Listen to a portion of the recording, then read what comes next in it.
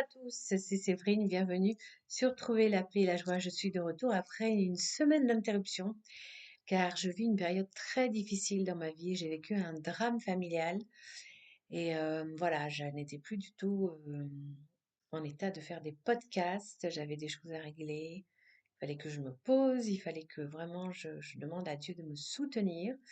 Et aujourd'hui, j'avais envie de faire un podcast qui parle de ceci, les épreuves que nous vivons. Et je sais que nous sommes nombreux à être accablés d'épreuves. Et comment pouvons-nous faire pour ne pas perdre la foi? Comment, en tant que chrétiens, nous positionner quand la vie nous accable dans beaucoup de secteurs de nos vies? Eh bien, voilà, le titre de ce podcast, c'est Comme Marie, garder la confiance en Dieu dans les épreuves. Car c'est vraiment notre modèle, Marie. Elle a accepté d'être la mère du Sauveur avec toutes les joies, mais aussi toutes les souffrances que cela impliquait. Bien, nous aussi chrétiens, il faut accepter que notre vie ne soit pas qu'une vie remplie de joie, mais qu'il y ait aussi des souffrances. Et ceux qui en ont peut-être plus que la moyenne, comme c'est mon cas et comme c'est le cas, je pense, de pas mal de personnes qui m'écoutent, eh bien, réjouissez-vous car vous savez que la parole de Dieu dit que Dieu ne nous donne pas des épreuves au-delà de ce que nous pouvons supporter. Donc si vous, comme moi, vous avez beaucoup d'épreuves dans vos vies, eh bien, c'est parce que Dieu a confiance en vous. Dieu a une haute opinion de vous. Il sait que vous êtes fort, que vous avez une force supérieure à la moyenne. Alors ça ne veut pas dire qu'on ne souffre pas, hein. Être fort supprime pas la souffrance, mais ça veut dire qu'on a la capacité à transformer ces souffrances en quelque chose de beau. Et ce qui est important, voilà, c'est de prendre conscience de cette force que vous avez en vous, que nous avons, nous les personnes vraiment malmenés par la vie. Nous avons cette force que Dieu nous a donnée parce que nous sommes des âmes choisies. Dieu nous a choisis. Nous ne comprenons pas forcément toujours le sens de ces souffrances, mais ce qui est important, c'est d'être dans l'acceptation, de s'en remettre à Dieu, évidemment d'avoir une grande vie de prière, c'est très important, d'être dans l'abandon et de se dire que voilà, de toute façon, ce ne sont pas des souffrances pour souffrir, mais ce sont des souffrances qui vont porter des fruits. Nous allons vraiment pouvoir offrir à Dieu de très beaux fruits. Et, et n'oubliez jamais voilà, que si Dieu nous a choisis, il sait très bien ce qu'il fait, car Dieu est notre créateur et nous connaît mieux que nous-mêmes. C'est-à-dire que Dieu voit en nous des capacités que nous ne soupçonnons pas, que nous ignorons et qui sont là. Et moi, je peux vous dire que ça fait maintenant plusieurs semaines, même plusieurs mois, que quasiment chaque semaine, j'ai un nouveau problème qui surgit dans ma vie. Et à chaque fois, je me dis, mais c'est pas possible, je n'en peux plus, je suis épuisée physiquement, mentalement, psychologiquement, j'ai trop de choses en tête, je ne vais pas y arriver. Et pourtant, vous voyez bien, j'y arrive. Donc voilà, Dieu nous aide.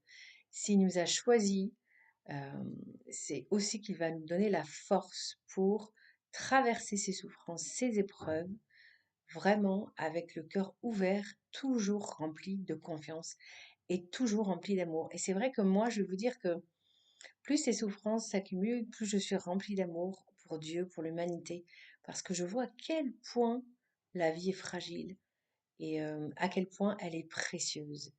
Et ce qui est très important également, c'est de ne pas oublier notre destination finale. C'est le paradis. Or, le paradis, c'est quelque chose d'incommensurable. C'est une destination qu'on a du mal à imaginer.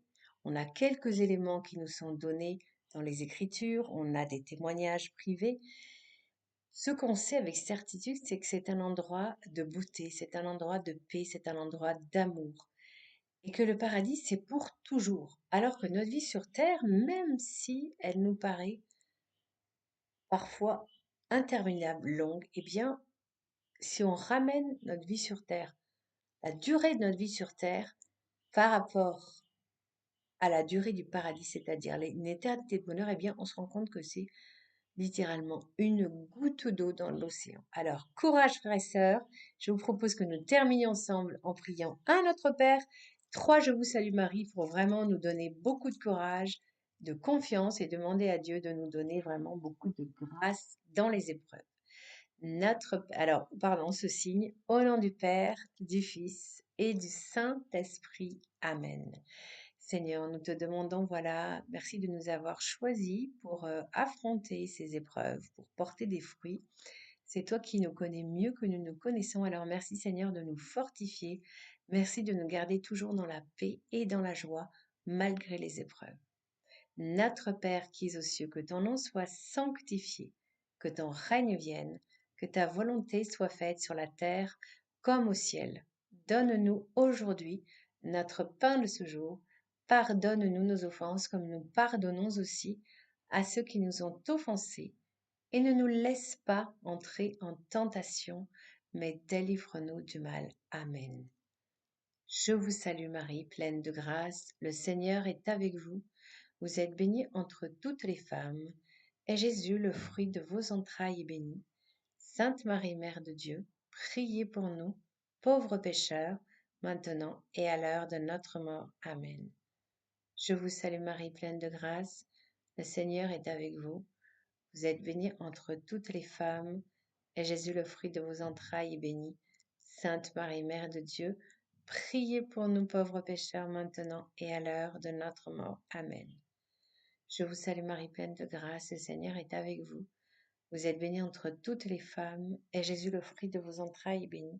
Sainte Marie, Mère de Dieu, priez pour nous pauvres pécheurs, maintenant et à l'heure de notre mort. Amen. Gloire au Père, au Fils et au Saint-Esprit, comme il était au commencement, maintenant et toujours, et dans les siècles des siècles. Amen. Voilà, frères et sœurs, ce podcast est terminé pour aujourd'hui. Si vraiment il vous a redonné du courage, eh bien, pensez à liker, à partager autour de vous, car il y a beaucoup de personnes qui vivent des épreuves qui sont désespérées. Alors, ce podcast peut les aider à rester dans la confiance et dans l'espérance. On se retrouve mercredi. D'ici là, soyez bénis.